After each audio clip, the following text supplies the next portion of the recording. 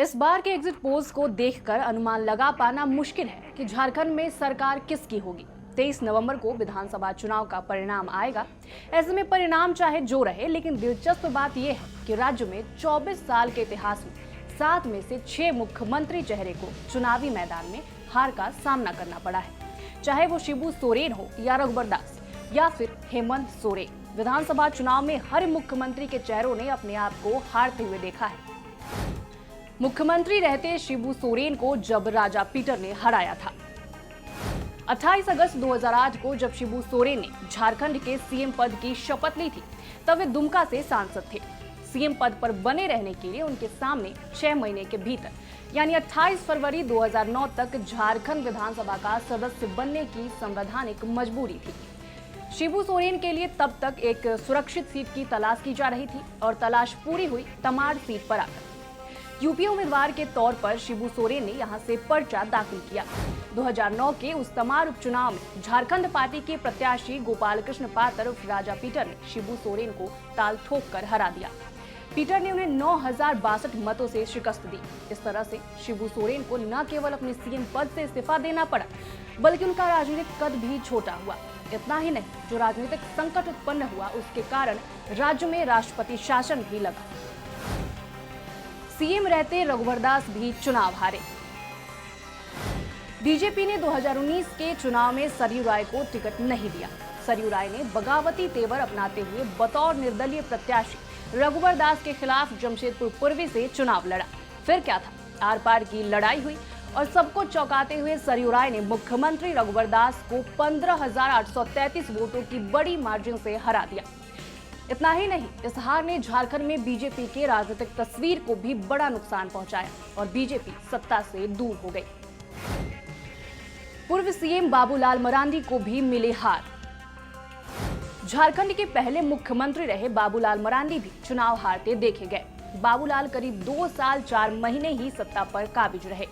जो मिसाइल आंदोलन ने बाबूलाल के सीएम की कुर्सी ले ली, उसके कुछ सालों के बाद जब बाबूलाल मरांडी 2014 का विधानसभा चुनाव राजधनवाड़ से लड़े, तो भाकपा माले के राजकुमार यादव ने मरांडी को 10,000 से अधिक वोटों से हरा दिया। यह भी चौंकाने वाला परिणाम था। सीएम कदकाठी के चेहरे को करारी हार का सामना करना पड़ा था। इस बार यानी 2024 में भी एक बार फिर राजकुमार यादव धनवाड़ सीट पर बाबूलाल मरांडी के लिए चुनौती बने हुए हैं। हेमंत सोरेन को भी मिली थी करारी हार। झारखंड के वर्तमान मुख्यमंत्री और जेएमएम के कद्दावर नेता हेमंत सोरेन भी विधानसभा चुनाव अपने गढ़ संथाल में हार चुके हैं। बात 2014 की है, जब बीजेपी की लुइस मरांडी ने दुमका सीट से हेमंत सोरेन को 5,262 वोटों से हरा दिया था। सीएम कुर्सी पर रहते झारखंड में हारने वाले एक और चेहरे बने हेमंत सोरेन। इतना ही नहीं, तब हेमंत की राजनीतिक कैरियर पर एक बड़ा सवाल भी खड़ा हुआ था। कारण भी है, ये 2014 का सबसे बड़ा पराजय और सबसे बड़ा राजनीतिक उलटफेर था। आज दिलचस्प पहलू ये है और गौर करने वाली बात भी कि वही लुइस मरांडी जेएमएम के टिकट पर संथाल के जामा सीट से चुनाव लड़ रही है। मतलब साफ है, दल बदल गए और दिल जुड़ गए। पूर्व सीएम रहे अर्जुन मुंडा भी चुनाव हारे। जेएमएम से बीजेपी में आए और विधायक बनकर 3 बार झारखंड के मुख्यमंत्री का ताज पहनने वाले अर्जुन मुंडा को भी 2014 में हार का सामना करना पड़ा था। अपनी पारंपरिक सीट खरसावा से उन्हें झारखंड मुक्ति मोर्चा के प्रत्याशी दशरथ गागराई ने लगभग 12,000 वोटों से हराया था। खरसावा सीट पर मुंडा की हार ने झारखंड में बड़ा राजनीतिक उलटफेर किया। हारने के बाद न केवल अर्जुन मुंडा सीएम की रेस से बाहर हुए, बल्कि पहली बार झारखंड की कुर्सी पर गैर आदिवासी चेहरे के तौर पर रघुवर दास काबिज हुए। बीजेपी ने इस चुनाव में शानदार प्रदर्शन करते हुए 37 सीट पर कामयाबी हासिल करते हुए अपनी सरकार बनाने में सफल रही थी। पूर्व सीएम मधु कोड़ा भी हारे थे। मधु कोड़ा ये वही नेता है जो निर्दलीय विधायक होते हुए भी 2006 में झारखंड के मुख्यमंत्री की कुर्सी पर बैठ गए थे। अर्जुन मुंडा की सरकार गिरी थी और कांग्रेस जेएमएम ने अंदर बाहर से समर्थन देकर एक निर्दलीय विधायक मधु कोड़ा को सीएम बनाया था।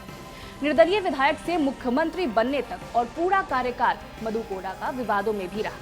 लेकिन चुनाव तो चुनाव ही होता है। 2014 में मंझगांव सीट से इन्हें भी हार का सामना करना पड़ा। जेएमएम के नीरल पूर्ति ने सीधे मुकाबले में पूर्व सीएम रहे मधु कोड़ा को 11,000 से अधिक वोटों से इस करारी शिकस्त दी। ये भी चौंकाने वाला परिणाम था।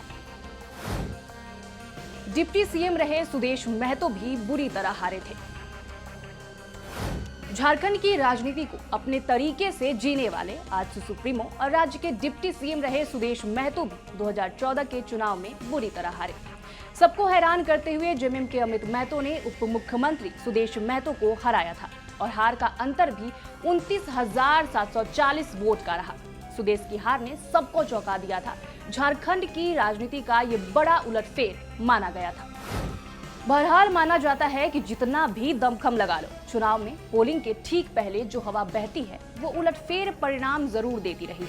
और इतना तो तय है कि ओवर कॉन्फिडेंस और जनता से दूरी जिसने भी बनाया उसे करारी हार का सामना करना पड़ा।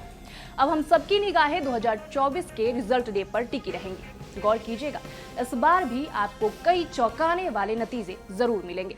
नमस्कार। पढ़ाई सबसे अच्छी और टीचर्स सबसे आगे, हॉस्टल भी है और खेल का मैदान भी। हम यही पढ़ना चाहते हैं। यहाँ बीएड, एमएड, डीएलएड की पढ़ाई भी, यहाँ फार्मेसी भी, यहाँ पैरामेडिकल और नर्सिंग की ट्रेनिंग भी। हम यही पढ़ना चाहते हैं। यहाँ अध्ययन, अनुशासन, आस्था भी है। यहाँ अभ्यास और आध्यात्म भी। हम सब यही पढ़ना चाहते हैं। स्कूल, कॉलेज और hospital, Manrakhan Mahto group of institution, BIT मोड़, केदल, रांची।